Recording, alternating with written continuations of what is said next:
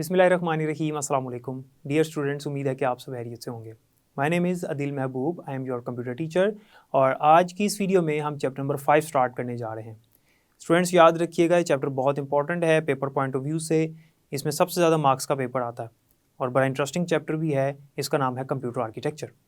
आज के इस लेक्चर में हम कंप्यूटर आर्किटेक्चर की हिस्ट्री पढ़ेंगे और देखेंगे कि हमारे जो कंप्यूटर में कंपोनेंट्स लगे होते हैं वो कौन कौन से होते हैं, यानी कंपोनेंट्स ऑफ कंप्यूटर। तो चलते हैं लेक्चर की तरफ। डियर स्टूडेंट्स, जैसे कि आपको पता है कि चैप्टर नंबर 5 का नाम है कंप्यूटर आर्किटेक्चर। तो सबसे पहले हमें ये पता होना चाहिए कि कंप्यूटर आर्किटेक्चर होता क्या है। कंप्यूटर आर्किटेक्चर का हमें मतलब पता होगा तो तब ही हम इस चैप्टर को आगे कंटिन्यू कर सकेंगे और इसको समझ सकेंगे, क्योंकि हमने इस पूरे चैप्टर के अंदर कंप्यूटर आर्किटेक्चर के अंदर जितने भी कंपोनेंट्स हैं वो सारे डिस्कस करने हैं। एक डिटेल के साथ हमने हर कंपोनेंट को और उसकी वर्किंग को डिस्कस करना है। अब सबसे पहले तो हम ये समझते हैं कि what is mean by computer architecture.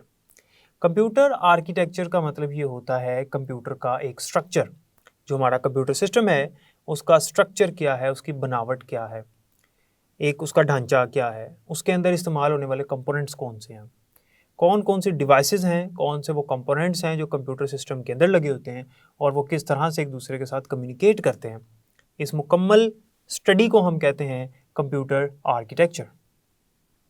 याद रखिएगा कि जब कंप्यूटर शुरू में बनाया गया था तो उसका आर्किटेक्चर डिफरेंट था और आज के कंप्यूटर का आर्किटेक्चर जो है वो डिफरेंट है। पहले जो कंप्यूटर होता था उसकी बनावट, उसकी शेप, उसका स्ट्रक्चर बिल्कुल डिफरेंट था। वो किस तरह का था? वो इस तरह का था कि कंप्यूटर जो है वो एक रूम साइज़ का कंप्यूटर हुआ करता था, एक कमरे जितना कंप्यूटर होता था और उसके अंदर जो है वो डिफरेंट ब्लॉक्स होते थे, यानी एक बड़ा ब्लॉक अलग है, एक ब्लॉक अलग है। आज क्या होता है कि एक कंप्यूटर होता है, जैसे मोबाइल है ना, तो एक मोबाइल है, हमने कोई भी चीज़ अटैच करनी है, हैंड फ्री है, डाटा केबल है, चार्जर है, हमने उसी के साथ अटैच करना होता है। या बहुत सी चीज़ें हम उसके साथ ब्लूटूथ के साथ के ज़रिए भी कनेक्ट करते हैं या हॉटस्पॉट के ज़रिए से कनेक्ट करते हैं। लेकिन वो जो कंप्यूटर था उसके अलग अलग ब्लॉक्स होते थे, अलग अलग यूनिट्स होते थे और वो units with the help of wires एक दूसरे के साथ अटैच होते थे। तो इस वजह से वो जो आर्किटेक्चर था बड़ा ही कॉम्प्लेक्स आर्किटेक्चर हुआ करता था। उसमें डाटा अलग से सेव होता था, प्रोग्राम्स अलग से सेव होते थे, इनपुट वाले काम अलग होते थे, आउटपुट वाले काम अलग होते थे, अलग अलग यूनिट्स मौजूद होते थे। लेकिन आज का आर्किटेक्चर डिफरेंट है। इसकी हिस्ट्री क्या है अब देखते हैं और आज का आर्किटेक्चर है क्या जो कि हमें पढ़ना है वो देखते हैं क्या है। 1951 में, 1951 ये डेट आपने याद रखनी है। 1951 में जॉन वॉन न्यूमन ने एक आइडिया दिया था और इसका जो आइडिया था वो ये था, इसने कहा कि डाटा और प्रोग्राम ये एक ही मेमोरी के ऊपर सेव होने चाहिए। डाटा और प्रोग्राम एक ही मेमोरी के ऊपर सेव हो और कंप्यूटर को खुद पता हो कि कौन सा डाटा है और कौन सा प्रोग्राम है। ये इसका आइडिया था, यानी जो इसका आर्किटेक्चर था जो इसने पेश किया, जो इसका आइडिया था वो ये था कि डाटा प्रोग्राम एक ही मेमोरी पे सेव हों और कंप्यूटर का जो स्ट्रक्चर है, कंप्यूटर की जो बनावट है वो बहुत ही फिक्स और सिंपल होनी चाहिए। ऐसा नहीं है कि डिफरेंट जगहों पर डिफरेंट ब्लॉक्स मौजूद हों और उनको वायर्स के ज़रिए कनेक्ट किया जाए। एक सिस्टम हो और हर चीज़ उसके अंदर मौजूद हो और डाटा और प्रोग्राम एक ही मेमोरी के ऊपर सेव होनी चाहिए। अब यहाँ पर ये बात समझना ज़रूरी है कि डाटा और प्रोग्राम में फ़र्क क्या है। What is the difference between data and program. Data basically हमने पढ़ा है कि it's a collection of raw facts and figures. हमारे कंप्यूटर में डाटा होता है लाइक एक इमेज पड़ी हुई है तो वो इमेज डाटा है, ऑडियो फाइल है, ऑडियो डाटा है, वीडियो फाइल है, वीडियो डाटा, ये डाटा है। लेकिन प्रोग्राम क्या होता है? Program basically is a software. तो सॉफ्टवेयर और चीज़ है, डाटा और चीज़ है। एक इमेज है मेरे पास कंप्यूटर में या मोबाइल में मौजूद है, इमेज फाइल है, तो ये डाटा है। लेकिन जो प्रोग्राम होता है वो सॉफ्टवेयर है जिसके ज़रिए से वो इमेज ओपन होगी या वो इमेज एडिट होगी, उसको सॉफ्टवेयर कहते हैं। तो इससे पहले कंप्यूटर के पास डाटा और प्रोग्राम एक ही मेमोरी पे सेव नहीं होते थे, डिफरेंट मेमोरीज होती थी इस मकसद के लिए। लेकिन उसके बाद इसने कहा कि डाटा और प्रोग्राम सेम मेमोरी के ऊपर सेव होनी चाहिए और कंप्यूटर को खुद पता हो कि डाटे को किस तरह से प्रोसेस करना है और प्रोग्राम को किस तरह से प्रोसेस करना है। इस आइडिया को मद्देनज़र रखते हुए उसके बाद जो मैन्युफैक्चरर्स थे उन्होंने कंप्यूटर्स बनाए और वो कामयाब हो गए। ऑटोमेटिकली कंप्यूटर का साइज़ कम हो गया क्योंकि उसका स्ट्रक्चर फिक्स और सिंपल हो गया और एक ही मेमोरी के ऊपर डाटा प्रोग्राम भी सेव होने लगे। आपने आज देखा होगा कि हमारे कंप्यूटर के अंदर हम जब भी कोई डाटा सेव करते हैं या जब भी कोई सॉफ्टवेयर इंस्टॉल करते हैं तो मेमोरी एक ही यूज़ होती है, हार्ड डिस्क। यहाँ अगर हम अपने मोबाइल फ़ोन की बात करें तो उसमें भी ऐसे ही होता है। हमारी जो एप्लीकेशन है और हमारा जो डाटा है वो एक ही मोबाइल के इंटरनल स्टोरेज मेमोरी में ही सेव होते हैं। तो ये बेसिकली इस बंदे का आइडिया था। और याद रखिएगा कि वो कंप्यूटर जो जॉन वॉन न्यूमन की थ्योरी पे बेस करता है, जॉन वॉन न्यूमन के आर्किटेक्चर के मुताबिक बना होता है, उस कंप्यूटर को कहते हैं stored program computer. Stored program computer, वो कंप्यूटर जो कि जॉन वॉन न्यूमन की थ्योरी के मुताबिक बना हो, उसे हम कहते हैं स्टोर्ड प्रोग्राम कंप्यूटर। अब हम पढ़ने लगे हैं components of store program computer, यानी स्टोर प्रोग्राम कंप्यूटर के जो कंपोनेंट्स हैं, जो अज्जा हैं, वो कौन कौन से हैं। यानी हमारा जो कंप्यूटर है आज का, लेकिन जब बात की जाएगी स्टोर प्रोग्राम कंप्यूटर की तो आपने समझ जाना है कि आज के कंप्यूटर की बात हो रही है, क्योंकि 1951 से लेकर आज तक जॉन वॉन न्यूमन की थ्योरी पर ही सारे कंप्यूटर बन रहे हैं और ये जो आर्किटेक्चर है वो इसी के मुताबिक बनता है। और ऐसे कंप्यूटर्स जो कि जॉन वॉन न्यूमन की थ्योरी के मुताबिक बनाए गए हैं, उनका आर्किटेक्चर ये वाला है, ऐसे कंप्यूटर्स को स्टोर प्रोग्राम कंप्यूटर कहते हैं, क्योंकि उनमें डाटा प्रोग्राम एक ही मेमोरी पे सेव होते हैं। तो आपसे अगर पूछा जाए question, right a detail note on components of store program computer, या वो कहे right a detail note on components of computer system, तो बात एक ही है, क्योंकि आज जो कंप्यूटर सिस्टम्स हैं वो स्टोर प्रोग्राम कंप्यूटर ही हैं। हमारे मोबाइल हो गए, हमारे लैपटॉप्स हो गए, पर्सनल कंप्यूटर्स हो गए, पीसीज वगैरह, ये सारे के सारे स्टोर प्रोग्राम कंप्यूटर कहलाते हैं। अब बात करते हैं स्पेसिफिकली इसके कंपोनेंट्स की। तो सबसे पहला जो कंपोनेंट है वो है सीयू और दूसरा है एएलयू। डियर स्टूडेंट्स, सीयू और एएलयू को समझने के लिए हमें पता होना चाहिए सीपीयू क्या होता है। सीपीयू हमारे कंप्यूटर में लगा हुआ एक माइक्रो प्रोसेसर है, एक माइक्रो प्रोसेसर चिप है, जिसकी फुल फॉर्म होती है सेंट्रल प्रोसेसिंग यूनिट।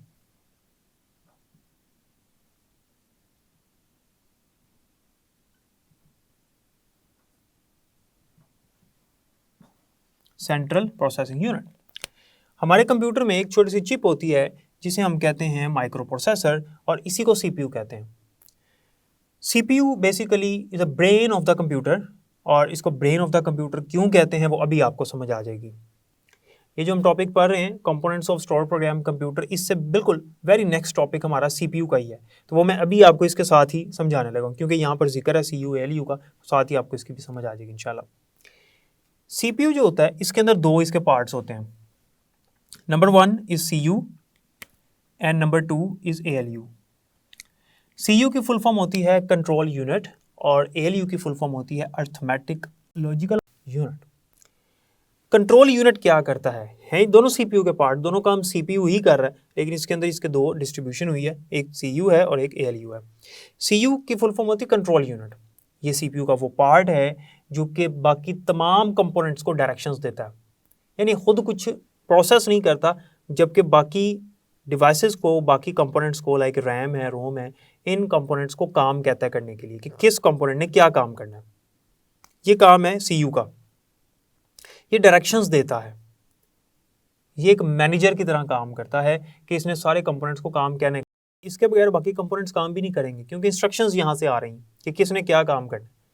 तो जब भी हम अपने कंप्यूटर को कोई काम कहते हैं करने के लिए, यानी यूज़र जब भी कोई काम कहता है करने के लिए, तो वो जो इंस्ट्रक्शंस हैं वो आती हैं सीपीयू के पास, सीपीयू में सीयू के पास, और सीयू ये डिसाइड करता है कि ये किसका काम है, और सीयू जो है ये फिर उस कंपोनेंट को वो टास्क असाइन करता है और इंस्ट्रक्शंस देता है, डायरेक्शंस देता है, फिर वो जो कंपोनेंट है वो वाला काम करता है।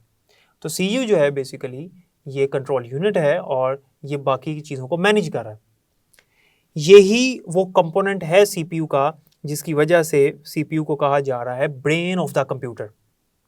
याद रखिएगा, CPU is also called the brain of the computer, कि ये हमारे कंप्यूटर का दिमाग है, ब्रेन है। क्यों? क्योंकि जो ब्रेन काम करता है वो सीपीयू के अंदर जो लगा हुआ सीयू है वो काम कर रहा है। क्या काम करता है हमारा ब्रेन? कि हमारी पूरी बॉडी को इंस्ट्रक्शंस देता है।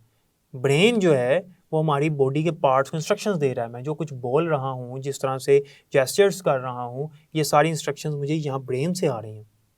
आप जो बोलते हो, जो करते हो, उठते बैठते हो, इंस्ट्रक्शंस ब्रेन से आती हैं। ब्रेन कहता है तो हम सारे काम करते हैं। तो इसी तरह से हमारा जो सीपीयू है वो ब्रेन ऑफ द कंप्यूटर कहलाता है, क्योंकि सीपीयू ही बाकी कंपोनेंट्स को इंस्ट्रक्शंस देता है काम करने की। वो सीपीयू का कौन सा पार्ट है जो ये काम कर रहा है? That is CU. दूसरे नंबर पे हमारे पास आता है ALU। ALU की फुल फॉर्म होती है अर्थमेटिक लॉजिकल यूनिट, और ALU जो है ये दो काम करता है। एक काम तो ये करता है अर्थमेटिक ऑपरेशंस, यानी जितने भी अर्थमेटिक ऑपरेशंस होते हैं वो ये परफॉर्म करता है, और दूसरा काम करता है लॉजिकल ऑपरेशंस। ये दो ऑपरेशंस परफॉर्म करता है हमारा ALU। अर्थमेटिक ऑपरेशंस कौन से होते हैं? जो सिंपल मैथमेटिकल ऑपरेशंस होते हैं, plus minus multiply divide, addition subtraction multiplication division. और लॉजिकल ऑपरेशंस कौन से होते हैं? ये कंपैरिजन वाले होते हैं, greater than, less than, and और नॉट वगैरह। ये दोनों काम हमारा ALU कर रहा है, और ये है असल में CPU का ही पार्ट। तो CU और ALU ये हमारे स्टोर्ड प्रोग्राम कंप्यूटर, जो जॉन वॉन न्यूमन ने आइडिया पेश किया था, उसका एक कंपोनेंट है CU और ALU, क्योंकि दोनों CPU के अंदर आते हैं। तो कंपोनेंट्स ऑफ कंप्यूटर सिस्टम में उसने इन दोनों को अलग अलग लिखा हुआ है, और मैंने आपको दोनों अलग अलग एक्सप्लेन कर दिए, और आपको आइडिया हो गया कि CPU को क्यों ब्रेन ऑफ द कंप्यूटर कहा जाता है। हमारे पास जो थर्ड कंपोनेंट है हमारे कंप्यूटर सिस्टम का, that is main memory. Dear students, याद रखिएगा कि मेन मेमोरी को हम प्राइमरी मेमोरी भी कहते हैं। प्राइमरी मेमोरी वो मेमोरी, वो स्टोरेज मेमोरी जो हमारे कंप्यूटर सिस्टम के अंदर लगी होती है। कंप्यूटर सिस्टम जो है उसके अंदर लगी हुई है। एक चीज़ याद रखें कि हम चूंकि पढ़ रहे हैं कंप्यूटर आर्किटेक्चर, कंप्यूटर का स्ट्रक्चर, तो इस पूरे चैप्टर में हमने जो चीज़ें पढ़नी हैं, जो कंपोनेंट, जो डिवाइसेस, जो वर्किंग हमने पढ़नी है, वो कंप्यूटर सिस्टम के अंदर जो लगी हुई डिवाइसेस हैं वो उनके बारे में हम पढ़ रहे हैं, कंप्यूटर से बाहर नहीं, कंप्यूटर के अंदर।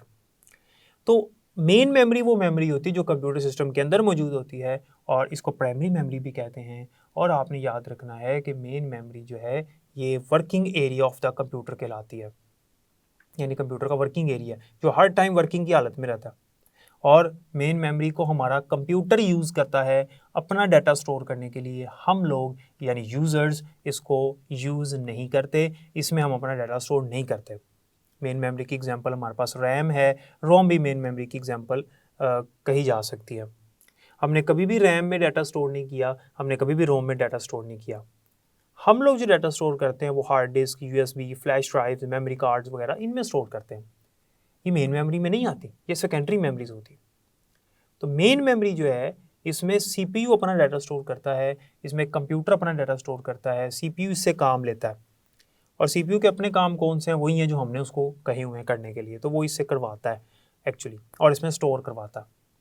तो मेन मेमोरी जो है इसको हम प्राइमरी मेमोरी भी कहते हैं। और मेन मेमोरी जो है ये कंप्यूटर के अंदर मौजूद होती है, डायरेक्टली मदरबोर्ड के साथ अटैच होती है। मदरबोर्ड बेसिकली एक सर्किट बोर्ड होता है कंप्यूटर के अंदर, जिसके साथ सारी डिवाइसेस, कंप्यूटर के इंटरनल जितनी डिवाइसेस हैं वो मदरबोर्ड के साथ डायरेक्टली अटैच्ड होती हैं। तो इसे कहते हैं मेन मेमोरी, जो कि कंप्यूटर अपने मकासद के लिए इस्तेमाल करता है। और मेन मेमोरी जो है इसकी परफॉर्मेंस की वजह से कंप्यूटर की परफॉर्मेंस अच्छी होती है। यानी अगर मेन मेमोरी फास्ट है, मेन मेमोरी तेज़ है, अच्छा काम कर रही है, तो कंप्यूटर जो है वो उसकी परफॉर्मेंस भी बढ़ जाएगी। तो मेन मेमोरी के फास्ट होने से कंप्यूटर की परफॉर्मेंस भी फास्ट होती है, कंप्यूटर की परफॉर्मेंस पर भी फ़र्क पड़ता है। मेन मेमोरी की आगे डिटेल है, इसकी टाइप्स हैं, वो आगे जाके इंशाल्लाह पढ़ेंगे। फ़िलहाल हमारा जो अगला कंपोनेंट है वो है IO यूनिट। IO यूनिट की फुल फॉर्म होती है इनपुट आउटपुट यूनिट। ये हमारे कंप्यूटर का वो कंपोनेंट है जो तमाम पेरिफेरल डिवाइसेस को कंट्रोल या मैनेज करता है। यहाँ पे जो मैंने वर्ड बोला है पेरिफेरल डिवाइसेस, इसको ज़रा समझिएगा।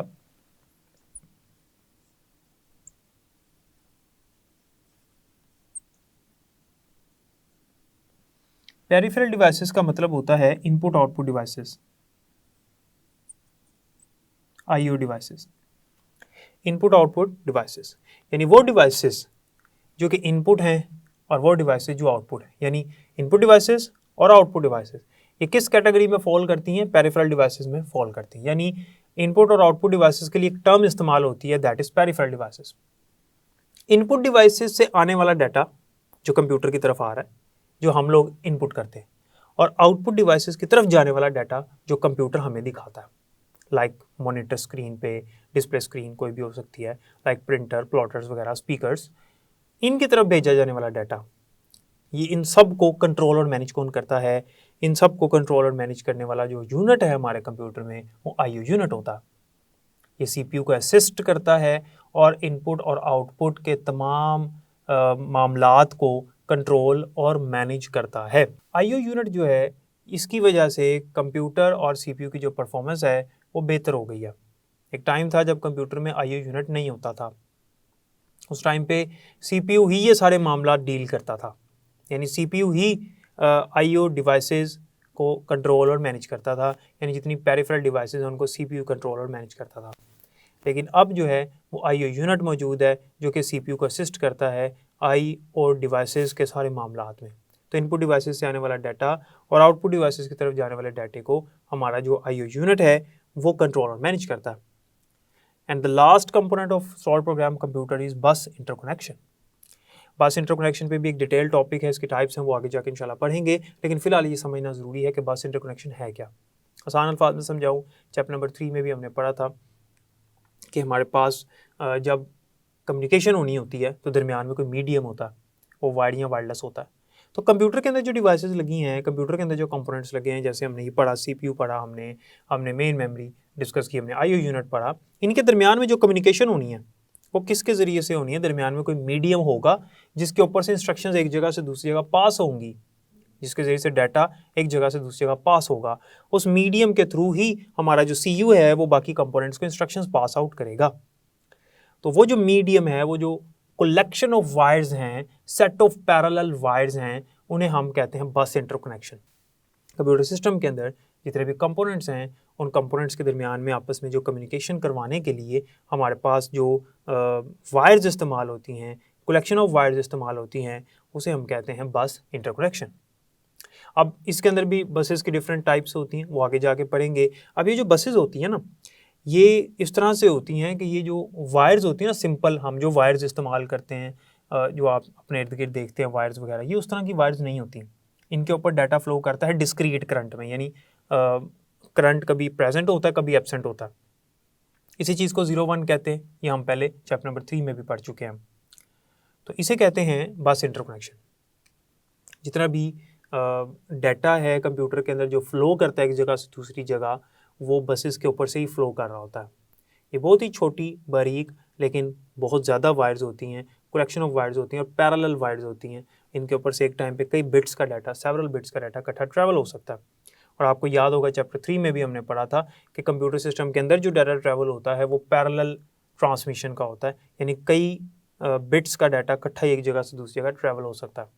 तो इन बसेस के ऊपर से डाटा जो है वो पैरेलल ट्रांसमिशन की सूरत में ट्रैवल करता है।